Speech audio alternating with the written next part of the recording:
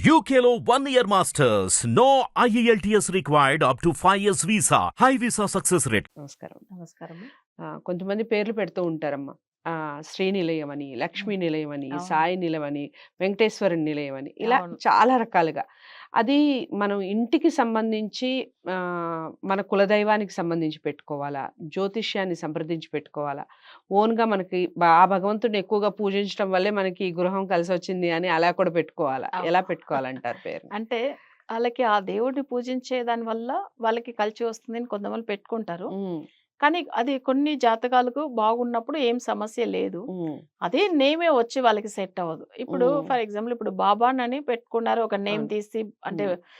అంటే వాళ్ళు వచ్చి ఏందంటే ఇప్పుడు మూవీ తీశారనుకోండి. అది హ్మ్. వాళ్ళకి సెట్ అవ్వలేదు. హ్మ్. బాబాని మొక్కుతున్నాం కదా అని చెప్పేసి అదే నేమ్‌లో వాళ్ళేందంటే అసలు వాళ్ళు అంటే వాళ్ళ నేమ్ సాయిని పెట్టుకుంటారనుకోండి. హ్మ్. సాయి నిలయం. హ్మ్. సాయికి ఉన్న వాల్యూ 5. హ్మ్. సో, నిలయం అనేది కామన్ నంబర్. సో, హ్మ్. అప్పుడేమైతుందంటే కామన్ నేమ్ అది. మనం ఏం హ్మ్. చేస్తాము, అక్కడ మనం చూడాల్సింది ఆ బుధుడు ఎవరైతే జాతక రీతిగా ఎవరి పేరు మీద ఆ హౌస్ ఉందో, వాళ్ళకి ఆ గ్రహాల్లో బుధుడు బాగుండింది అనుకోండి, అప్పుడు ఏం తప్పులేదు. ఓకే. అయితే వాళ్ళేందంటే జాతకం చూడకపోయినా కొంతమంది పెట్టేసుకుంటారు. కొంతమంది కలిసి వస్తది. హ్మ్. కొంతమంది అస్సలే కలిసి రాదు. హ్మ్. నాకిష్టం కదా సాయిబాబా అని అంటారు.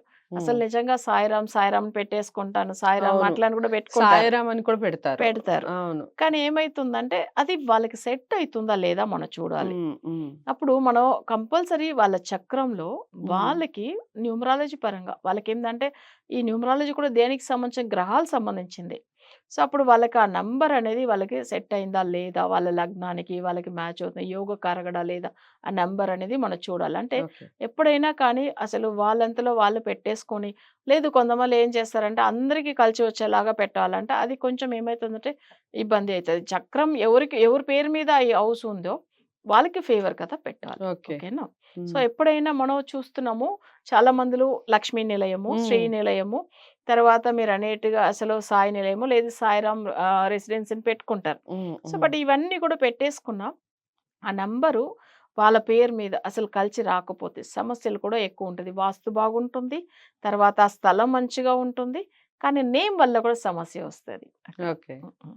సో, ఇలాంటి సమస్యలు వచ్చినప్పుడు ముందు పరిష్కరించుకోకుండా నేమ్ ఎలాగో పెట్టేసుకున్నారు కాబట్టి, నేమ్ తొలగించి జాతకాన్ని చూయించుకొని నేమ్ మార్చుకోవటం వల్ల ఫలితాలు బావుంటాయంటారా? ఆ! బాగుంటుంది. ఇప్పుడు హ్మ్. ఆల్రెడీ పెట్టేసారు.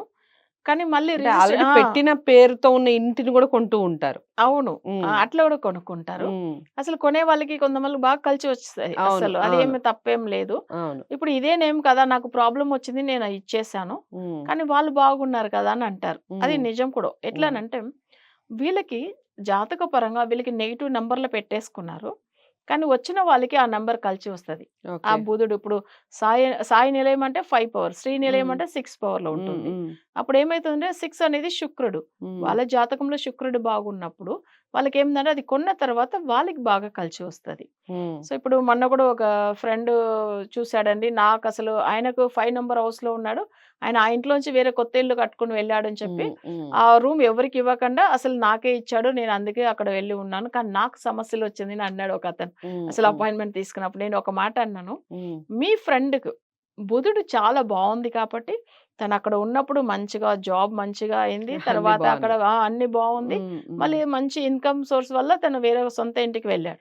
ఓకే. సో, మీ చక్రం బాగలేదు. మీకు బుధుడు మంచిగా లేదు కదా! హ్మ్. మీరు అదే వాస్తు బావుందని, నంబర్ మంచిగా ఉందని మీరొచ్చారు. హ్మ్. కానీ మీ చక్రంలో మనం చూడాల్సిన విషయం మీకు నెగెటివ్‌గా ఉంటే ఎలా మంచిగా చేస్తాడు బుధుడు? హ్మ్. సో, అప్పుడు ప్రాబ్లమే వచ్చింది గదా!